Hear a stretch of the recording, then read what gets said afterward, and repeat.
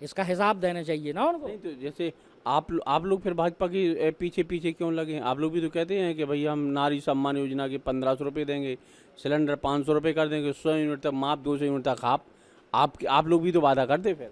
नहीं, बिल्कुल वादा कर रहे हो, करेंगे। और जो कांग्रेस ने जब कहा है, जब भी कहा है वो किया है। जैसे केंद्र में सरकार थी तो 72,000 करोड़ का किसानों का कर्जा माफ़ किया। इनने तो 1 रुपया कभी कहीं माफ़ नहीं किया है किसी किसान का। हजारों किसान मर गए होते जम्मू में, जहाँ जे किसान लोग बैठे रहे पंजाब में, हजारों की संख्या में किसान मर गए। इनने 1 रुपया किसी का माफ़ किया है क्या? ये कभी किसी का कोई कर्जा माफ़, ये तो सिर्फ चूतिया बनाते हैं, वो वोट लेते हैं जनता से और बस। इसके बाद महंगाई देख लो आप, इतनी 10 प्रधानमंत्री का 12 प्रधानमंत्री, उनने इतनी महंगाई नहीं भैया है, उतने उसने 10 गुनी महंगाई हो गई। टमाटर तो देखो आप 150 रुपया किलो हो गया, डीजल पेट्रोल 60 साल में 60। कह रहे तनख्वाह भी तो बढ़ी, लोगों की वेतन भी तो बढ़ी, आय भी तो बढ़ी।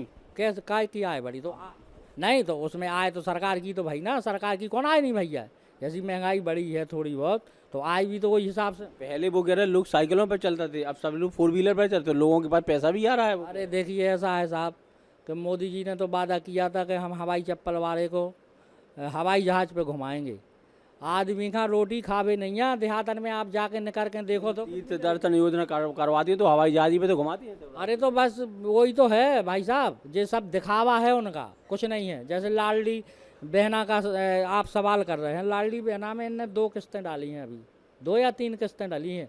तो वही तो हमारा प्रश्न है कि ये 33,000 करोड़ का कर्जा जो हुआ है, ये कहाँ गया है पैसा? प्रश्न होता ही है ना, ऊपर टक्के होता ही है ऊपर से, पैसा गाँव कहाँ है जो? इस बार क्या करेंगे आप चंदला विधानसभा में, क्योंकि अब तैयारी कर रहे हैं और चंदला हुआ, बारीगढ़ हुआ, इधर सरवई हुआ, अलग अलग अब वहाँ लोगों की मांगें होंगी, अलग अलग समस्याएं होंगी। तो आपके पास क्या रणनीति है कम से कम उन मांगों को दूर कर सकें राजू प्रजापति? देखिए, सड़क और शिक्षा, और हमने पहले भी बताया कि देखिए, जहाँ अस्पताल में डॉक्टर नहीं है, हमारे यहाँ तो महिला डॉक्टर भी नहीं है पूरी विधानसभा में, नर्स भी नहीं है, तो अस्पताल में पहले नंबर तो डॉक्टर लिए जाएंगे। दूसरी नंबर में सारे स्कूल पूरे विधानसभा के उसमें मास्टर दिए जाएंगे। और जहाँ जहाँ जहाँ जिस चीज़ की ज़रूरत, जैसे रोड नहीं है तो रोड बनाई जाएगी। जहाँ पानी नहीं है, जैसे बहुत से गांव ऐसे हैं कि जहाँ डीपी ही नहीं है, जैसे लाइट ही नहीं है, तो वहाँ लाइट की व्यवस्था कराई जाएगी। पलायन रोका जाएगा, बड़े बड़े उद्योग लगाए जाएंगे। सरकार तो बनने दो, ये तो सवाल आप तब पूछना हमसे जब सरकार बनने के बाद हमारा काम ना हो, तब सवाल करना। हमारी जैसे 15 महीना की सरकार बनी थी, तो हम कहते हैं ना, छाती ठोक के कहते हैं ये बात, क्योंकि 27 लाख किसानों का कर्जा माफ़ हुआ है, 10,000 से ज़्यादा गौशालन का निर्माण हुआ है। हम तो कहते ये चालू क्यों नहीं कराई है ना? अगर ये चालू कराते तो फिर कमलनाथ का नाम हो जाता, इसलिए ये चालू नहीं करा रहे हैं। तो ये है, सब सारी चीज़ें देखी जाएंगी जो जनता की डिमांड होगी। अब ये है, जैसे इन्हें यात्री प्रतीक्षाला बनाए हैं, कांग्रेस भाजपा के नेता ने यात्री प्रतीक्षाला बनाए हैं, तो ये कोई जनता की ये डिमांड थोड़ी थी ये कि आप गली गली तगड्डा पे यात्री प्रतीक्षालय बना दो और किसी का कोई काम ना करो ना। वो कह रहे हैं ना कि भाई लोग जैसे आएंगे, बस नहीं आ रही आती तो लोग कम से कम ठहरेंगे तो वहाँ। अरे तो बस उसमें उसी भर में हो गया विकास, यात्री प्रतीक्षाला भर में हो गया विकास। मैं तो कहता हूँ कि जैसे हमारी कांग्रेस की महासचिव है प्रियंका गांधी, उनने कहा था कि ये 50% कमीशन वाली सरकार है मध्य प्रदेश की।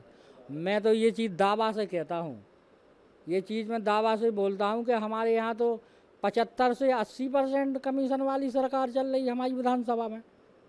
ये साबित करें वे, मैं तो सीना ठोक के कहता हूँ, सीना ठोक के कहता हूँ कि 80% और 75% वाली सरकार चल रही है हमारी चंदला विधानसभा में। नहीं, वो राजेश प्रजापति विधायक जी तो कह रहे हैं कि मेरे दामन पे कोई आरोप नहीं लगा सकता, कोई दागदार नहीं। आप कह रहे 75% कमीशन है। नहीं, कैसे नहीं दाग लगा है? उनके विधायक जी, उनके पिताजी रहे, उन पे आरोप लगे हैं। कौन कहता कि आरोप नहीं लगे हैं? वो इन पे आरोप लगे हैं। मैं तो लगा रहा हूँ ना आरोप, मैं लगाता हूँ आरोप।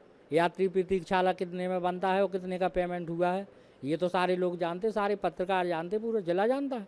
ऐसा थोड़ी है कि कोई जानता नहीं है। तो भाई साहब, इस बार क्या चुनौती रहेगी राजेश प्रजापति से यदि आप मौका सामने आते हैं तो? देखिए ये जनता, हमने पहले भी बता दिया आपको कि जनता केवल बाट हेरे हुए है कि चुनाव की डेट किस दिन घोषित हो जाए और किस दिन वोट पड़ जाए।